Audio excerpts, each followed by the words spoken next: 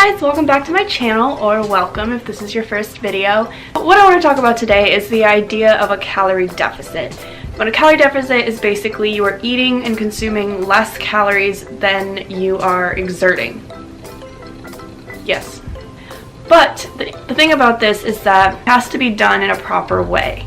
For me, the reason I wanted to make this video is because I used to really struggle with this, because in my head, especially for modeling, I was always thinking, oh, if I just maybe if I cut it down 100 more calories, or I cut it down a little bit more, maybe I'll finally get to where I want to be, which is a whole unhealthy thinking in its own way. That over the summer, when I was counting my macros and I was working with my personal trainer and doing lifting and boxing, and I was working really hard and working out really hard, I'd come home and I would be starving. I'd be so hungry, and I'd set my macros and my calories so low that my body was just craving anything and everything. I was telling my body, you need to do everything that you're doing on 1200 calories a day. I was trying to tell my body the way that it should be running, which, little side note of this whole video, you have a two-way communication with your body and your mind and your energy. Don't make that a one-way conversation. Don't tell your body what it should be doing. Don't tell your body what it should look like. Listen to what your body is telling you it needs at the same time. You can want to change yourself. You can want to improve, get stronger, lose weight, whatever your goals are. But don't forget that your body is also giving you communication back, and you need to listen to that. I was working out so hard, and I would come home and I would just binge eat because I was craving things. My body was nothing was balanced. I'd come home and I'd binge eat pasta, or binge eat waffles, or binge eat some sort of sugar, even oatmeal, anything that I could get my hands on. In my head, I was like, well, if I eat this, it's just gonna throw off my macros anyway, so I might as well eat the whole box. Or it was something where I'd start eating it and I literally couldn't stop. I never understood the idea of binging until I was really going through it myself. This continued for months, and it was so frustrating because I was working so hard in the gym, so hard, and I wasn't seeing the results that I wanted. It was driving me insane. They say you can't work off a bad diet, and it's true. This continued after I came down to DC, continued for at least 6 months, and then I ended up finding a video on YouTube about this girl talking about how she was struggling also with binge eating, and it was she was saying the same things that really struck me, or that I was dealing with, and I was like, holy crap, I'm not alone in this. I thought I was some crazy person that just stress ate every time that I got upset, or life got difficult, or I got cold or something weird. I don't know. I thought I was alone in this. So she talked about how you have to up your calories. And in my head I was like, oh no, I don't want to up my calories, I don't want to gain weight, I don't want to get bigger, I can't do that. I kind of dismissed it, but then I kept having the issues with the binge eating, and in my head I was like, at this point, raising my calories, my macros 600 calories, and it's probably, even if it helps me with the binge eating, it's going to be a lot better than me continuing to binge eat at least 1,000 calories a day on unhealthy food. The first day that I did this, I didn't binge. For the first time in 6 or 7 months, I didn't binge eat, and that was a huge accomplishment for me, which to some people it's going to sound a little silly. If you've never been there, it might sound like, well, why don't you just stop eating, or why don't you just not do that?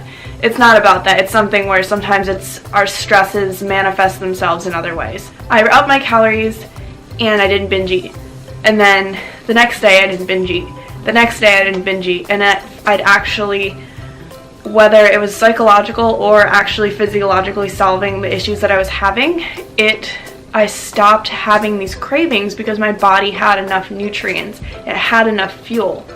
So at the end of the day, it wasn't saying eat more, please feed me. It was saying okay, I'm good, thanks for the avocado for breakfast and the steak for dinner and the salad for lunch. I'm good. I have my macronutrients and my micronutrients. It really goes to show that not all calories are created equal. I focus on having a high-fat diet on my off days where I work out, but it's not necessarily a killer workout. And then on my on days, I switch my percentage of carbs and fats and do my carb cycling. But the thing is that when you're only eating 1,200 calories a day, and Sorry, there's a fire truck. I don't know if you can hear that, but if you're only eating 1,200 calories a day and 20% of that is carbs, you can have like a piece of bread and that's about it. Like you cannot have very much. When I finally upped my calories, I found that I didn't even need to eat everything that I just had some freedom. And it really, really made a difference for me. And I gained muscle and I lost weight, I lost fat. I really slimmed down and I just felt better. Not to mention I felt better because I had energy and nutrients, but I also felt better because I wasn't binge eating and had all the psychological, like the guilt and everything that went with that. Finally like had this revelation and I was like, this is so great, like I love this, like I'm so excited to like finally have like gotten through my own head with this. And then I started talking to a lot of my girlfriends about it, and they're like, oh, I just want to get a butt, or I just want to like make my legs a little thicker. So I was like, girl, go ride horses for 10 years and then you can have that. Started talking and I was like, oh, up your calories, up your nutrients, up your protein. And they were like, same thing that I said. They were like, no, I don't want to do that. And you could tell they were kind of like, okay, yeah, sure. And I was like, no, do it, I dare you. I had friends who were trying to do HIIT every single day, lift every single day, and do some other form of cardio and only eat 1,200 calories. And they're like, I don't understand why I can't lose this last little bit of fat. I'm like, your body thinks it's starving to death. It's not going to get rid of that because it's holding onto it for dear life because it doesn't know if it's going to get more. Sorry, I tried to move so that the lighting would be a little bit better and maybe you could hear me a little more without hearing all the sirens in the background. So if there's 3 takeaways from this video, the first one is just remember that it's a two-way street of communication between your body and like yourself and your body, because you can tell your body, I want you to look like this, I want you to act like this, I want you to perform like this, but your body is going to say, I can't perform like that with what you're giving me, I need you to give me more, or I need more sleep, or I need more water, or I need more protein. And don't forget to listen to that, because otherwise you're going to hurt yourself. Like it's not sustainable to try to push yourself past your limits when it's not a limit that you can push. Takeaway number 2 would be to don't try to starve yourself to lose weight. And 1,200 calories to a lot of people isn't starving yourself, but if you're working out and you're working hard, it is. It's causing your body to go into starvation mode, and not in a good way.